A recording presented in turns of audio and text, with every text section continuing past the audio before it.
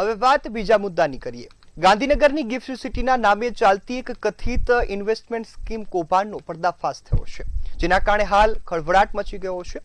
જેમાં હાલ લોકોને ટેરાબાઇટ સ્ટોરેજમાં રોકાણ કરવાની, દર મહિને ભાડા આપવાની જે લાલચ આપવામાં આવી હતી ને લોકો સાથે છેતરપિંડી કરવામાં આવી છે।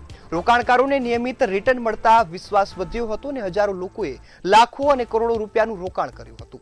રોકાણકારોના દાવા મુજબ અંદાજે 32,000 લોકો પાસેથી 400 કરોડ જેટલી રકમ ઉઘરાવવામાં આવી। કંપનીના ડિરેક્ટર ઉત્પલ પટેલ છેલ્લા કેટલાક દિવસોથી ઓફિસે હાજર નથી અને ગિફ્ટ સિટીની ઓફિસને તાળું લાગી ગયું છે। રોકાણકારોએ આક્ષેપ કર્યો છે કે નવું ડેટા સેન્ટર બનાવવાના નામે ભૂમિપૂજન સહિતના કાર્યક્રમો કરી લોકોના વિશ્વાસ સાથે છેડા કર્યા છે। આરઓસી રેકોર્ડ મુજબ 2023માં શરૂ થયેલી આ કંપની હજુ સરકારી રેકોર્ડમાં એક્ટિવ છે। હવે રોકાણકારોએ પોલીસમાં અરજી કરી છે અને સમગ્ર મામલે કૌભાંડની તપાસ કરવાની માંગ કરી છે। તો જોવાનું રહ્યું કે આ મામલે હવે કેવી તપાસ થાય છે। શું ખરેખરમાં આ કૌભાંડી સામે આવે છે? આ કૌભાંડીએ લગભગ 400 કરોડ સુધીનું કૌભાંડ આચર્યું છે।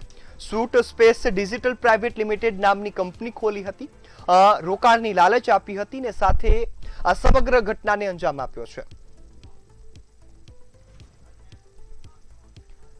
તો આપણી સાથે સામાજિક આગેવાન ધર્મેશ ઠાકોર જોડાઈ ગયા છે। ધર્મેશભાઈ, લોકોની વિશ્વાસ સાથે છેડા થયા, લાંબા સમયથી લોકોના પૈસા ઉઘરાવ્યા, લાલચ આપી 400 કરોડનો ચૂનો લગાવ્યો।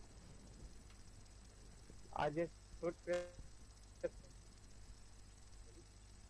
એક કંપની દ્વારા હમણાં જે કૌભાંડ કર્યું એમાં આપણને બધાને ટેરાબાઇટના નામે ક્લાઉડ સ્ટોરેજ આપવામાં આવ્યું। આ ક્લાઉડ સ્ટોરેજ શું છે તે જાણ્યા વગર આપણા જેવા નાના નાના ઇન્વેસ્ટરોએ અહીંયા રોકાણ કર્યું। આ રોકાણ કર્યું છે અને ગિફ્ટ સિટીમાંથી જે કૌભાંડ બહાર પડ્યું એ કૌભાંડ વિશે હું કહેવા માંગીશ કે આ જે ટેરાબાઇટ શું છે આપણને ખબર નથી ને આપણે તેમાં રોકાણ કરીએ એ બહુ ખરાબ વસ્તુ કહેવાય। બીજી વાત કે જ્યારે આવડી મોટી કંપની બને છે, લોકો પાસેથી 40,000 રૂપિયા 1 ટેરાબાઇટના લેવામાં આવે છે અને આ જ કંપની રાતોરાત ફરાર થઈ જાય છે। તો આ બધા એજન્ટો જે નીકળ્યા હતા, એજન્ટો થ્રુ પૈસા રોક્યા હતા, આ એજન્ટોએ ઘણા લોકોને એક પરિવાર, 2 પરિવાર, એક એવી રીતે ચેનલ ચલાવી હતી। આ ચેનલ દ્વારા જે મોટું કૌભાંડ કર્યું અને આ એના માલિકો જે તાળું મારીને જતા રહ્યા, એમાં નાનો માણસ ફસાઈ ગયો છે। મારા જ મિત્રોની વાત કરું તો મારા 3 મિત્રોએ એમાં પૈસા રોકેલા છે અને અત્યારે એમની ખરાબ હાલત છે। એકને 15 લાખ રૂપિયા છે, એક 6 લાખ રૂપિયા છે, બીજે 40,000 રૂપિયા છે। આ બધું બહુ જ ખરાબ કૌભાંડ કહેવાય। સરકારે આના પર ખાસ ધ્યાન રાખવું જોઈએ।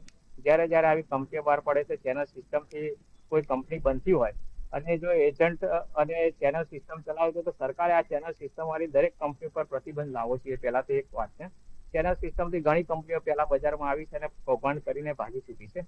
તો સરકારે પહેલા તો આ ચેનલ સિસ્ટમ વાળી કંપનીઓ પર તરત પ્રતિબંધ લાવવો જોઈએ।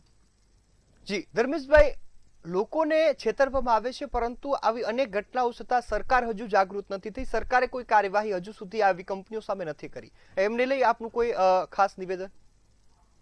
સરકારે આ મુદ્દે કાર્યવાહી કરવી જ જોઈએ, કારણ કે સરકારને તો ખ્યાલ હોય, કારણ કે જ્યારે